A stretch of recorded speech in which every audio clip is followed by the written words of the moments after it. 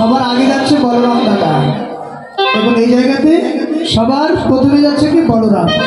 কেননা আমাদের দেহে দুই প্রকারের শক্তি হয়, এক হচ্ছে বলরাম শক্তি আর এক হচ্ছে কৃষ্ণ শক্তি।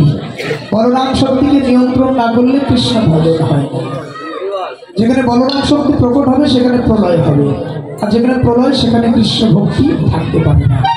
এই জন্য সবার আগে বলরাম যাচ্ছে। ওগো সে তো কান্তি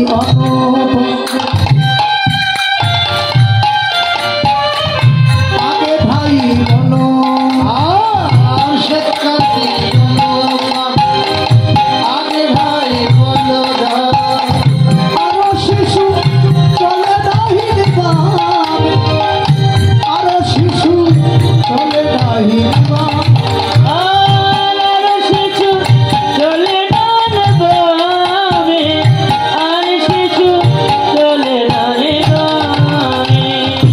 সবাই মিলে ভগবানকে কিভাবে নিয়ে যাচ্ছে?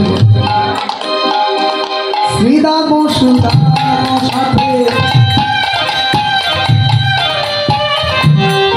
শোভা করিয়া, শ্রীদাম সুদাম পাঠে ভালো শোভা করিয়াছে,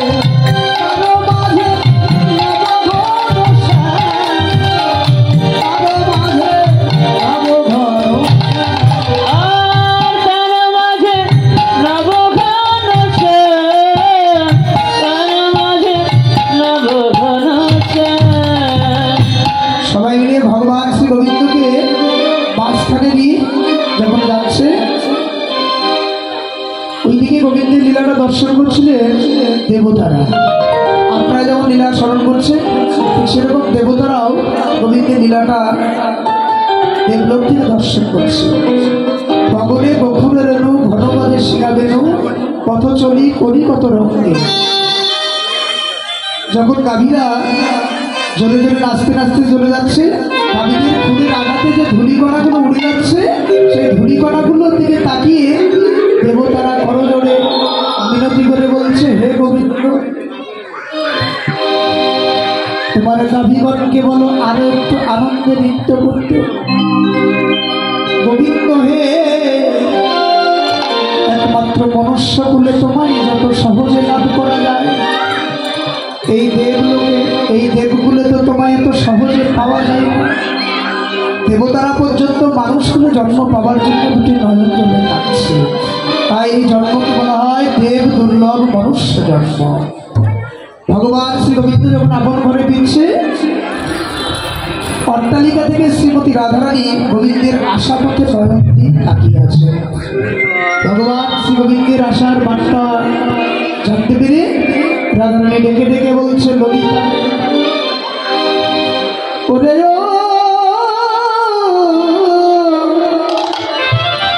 ললিতা, একবার তাকিয়ে ওই দেখ আমার গোবিন্দ আসছে। সখী রে বল বল, আমি কিভাবে আমার গোবিন্দের সঙ্গ লাভ করব? সখীগণের কাছে নিবেদন রাখছে রাধারানী, ওরে দূরে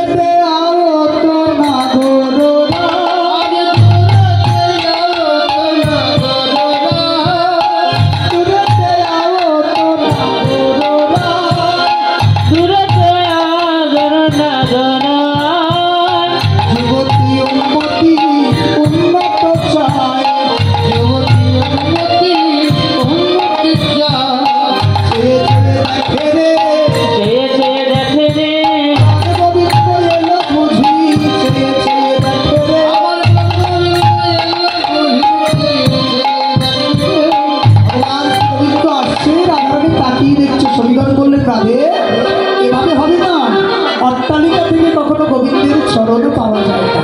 যদি গোবিন্দকে পেতে চাস তাহলে রাস্তায় নামতে হবে। ভিখারি না হলে কেউ কোনোদিন ভগবানকে পায় না। ভিখারি বলতে কি সমস্ত সম্পদ ত্যাগ করলে ভিখারি হওয়া যায়? ভগবান বলছেন গীতায়, অর্জুন তুমি কিচ্ছু করতে পারো না পারো, অন্ততপক্ষে একটা কর্ম করো, তাহলে আমাকে পাবে কি, সমস্ত কিছু আমার চরণে সমর্পণ করে দাও। কিচ্ছু করতে হবে না, শুধু সব কিছু আমার চরণে সমর্পণ করে দাও।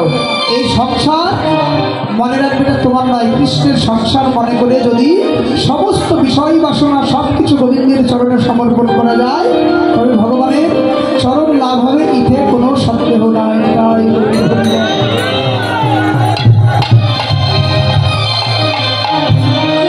সখীগণের কথা মতো রাধারানী কি করলেন? রাধারানী এবার সুন্দর করে অট্টালিকা থেকে নেমে ভগবান শ্রী গোবিন্দ যে পথে আসছিলেন সেই পথের মধ্যে এসে দাঁড়িয়েছে। বধূ হে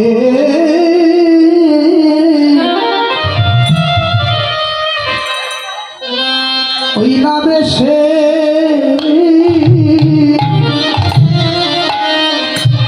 আইসো আবার ঘরে,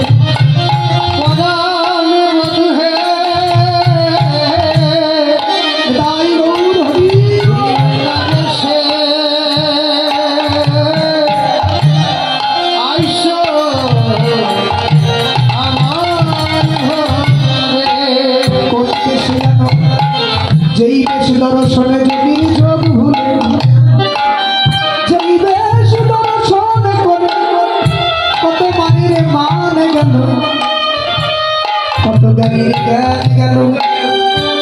তবু যেই বেশ দর্শনে হে গোবিন্দ কত যুবতীর কুল টলে গেল, টলে গেল। দেশে আইসো তুমি হে গোবিন্দ নারায়ণ রয়েছি আইসো তুমি নারায়ণ হয়েছি আমি। ওগো তুয়া বধূ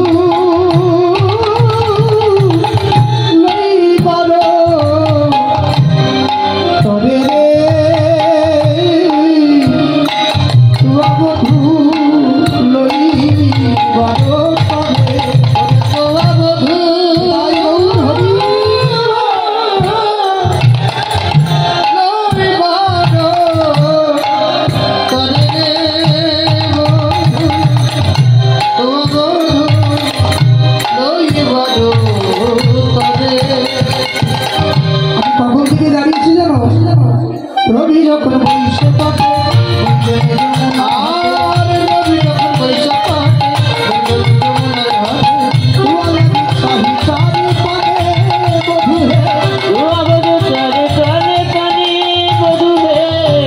এই দেখো রোজের বালক যত সবে চলি যায়, রোজের বালক যত সবই চলি যায়, সবার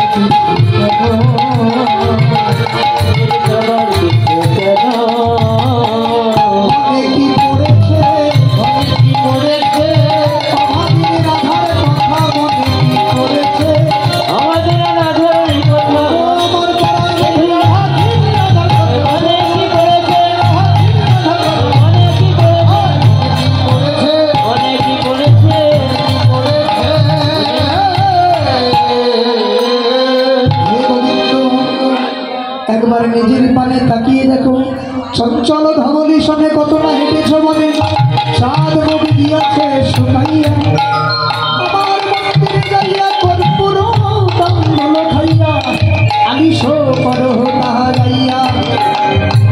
আমার মন্দির মাঝে বিচিত্র পালঙ্ক আছে, আশেপাশে রসের আমিষ, তোমার সেবায় রাখবে বলে প্রেম ভক্তি দিয়ে আমি তোমার চরণ সেবার করে বালিশ প্রস্তুত করেছে। একবার চলো, ভগবান আবারও জগৎকে শিখিয়ে দিলেন, হে জগৎ সর্বপ্রথমে এই জগতে মায়ের ভালোবাসা, তারপরে অন্য কিছু। বললেন রাধে এখন আমি যাই ঘরে, মাই যে আরতি করে শত শত করণ বয়ান দেখো, আমি তোমায় সঙ্গ দেব, তবে এখন নয়, সর্বপ্রথম আমি মায়ের চরণে গিয়ে আশ্রয় নেব, এরপরে আমি একেবারে মধ্য রজনীতে রাস লীলায় তোমার পরবশ। এখন আমি যাই ঘরে মায়ের আরতি করে ভগবান শ্রী গোবিন্দ রাধারানীর নিকট থেকে বিদায় নিয়ে যাচ্ছে। কহে দাস যদুনাথ পুরাও মনের শ্বাস পাছে তুমি কত ভগবান শ্রী গোবিন্দ রাধারানীর কাছ থেকে বিদায় নিয়ে এবার মায়ের কাছে গিয়ে দাঁড়িয়েছেন যশোমতী মা। এবার গোপালকে শাসন করছে, গোপাল এই এতটা সময় ধরে মাঠে কাজ ছেড়ে থাকে নন্দদুলা বাছা যশোদা দুলা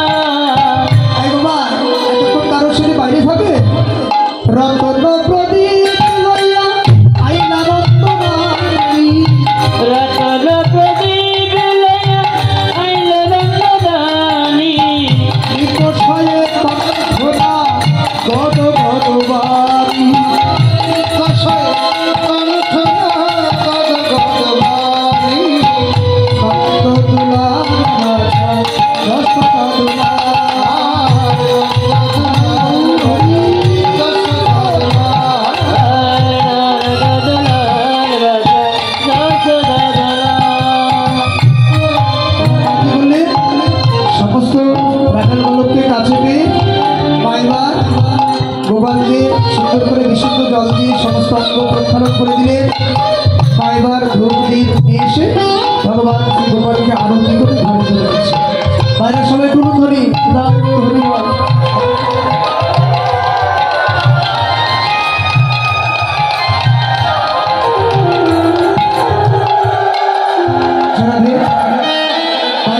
গোপাল সেবা দিতে চান কেউ উঠবেন না, আমাদের ছেলেরা যাবে কেউ উঠবেন না। গোপাল সেবা দিতে চাইলে বসে থাকুন, এরপরে কীর্তন আছে কেউ উঠবেন না, ছেড়া দিয়ে এবার আরতি হবে, সবাই একটু ধরে দেবেন আমাদের আরতি করে নন্দরানী বালক